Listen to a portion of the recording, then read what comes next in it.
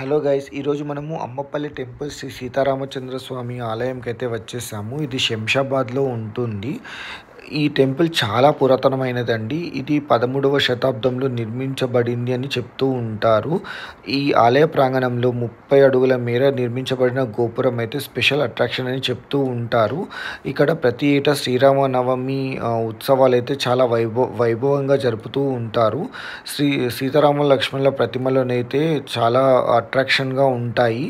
ముఖమంటపంలో పూర్వం తాబేలు ఏర్పాటు చేసి ఉండడం వల్ల ఈ దర్శనం అనేది ఈ క్షేత్ర దర్శనం అనేది మనకు మోక్షం ఇస్తుందని చెప్తూ ఉంటారు. ఎంట్రన్స్లోకి వచ్చిన తర్వాత మనకి పెద్ద ధ్వజస్తంభం అనేది ఉంటుంది.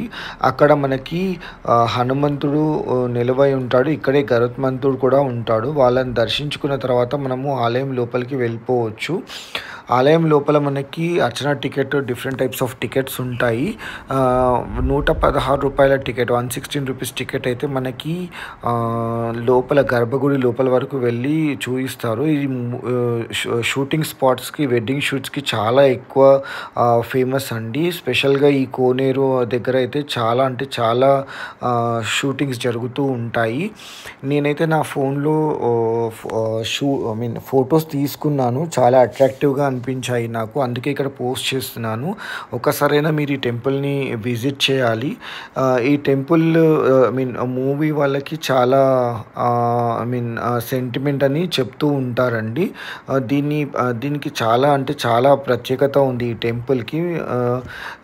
సిటీ అవుట్స్కట్స్లో ఉంటుంది. బట్ ఒక్కసారి అయితే మనము ఇది విజిట్ చేయాలి. 1000 సంవత్సరాల క్రితం టెంపుల్ అని చెప్తూ ఉంటారు.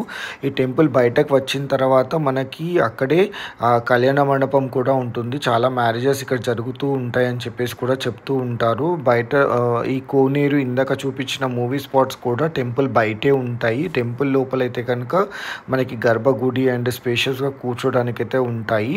Thanks for watching my video.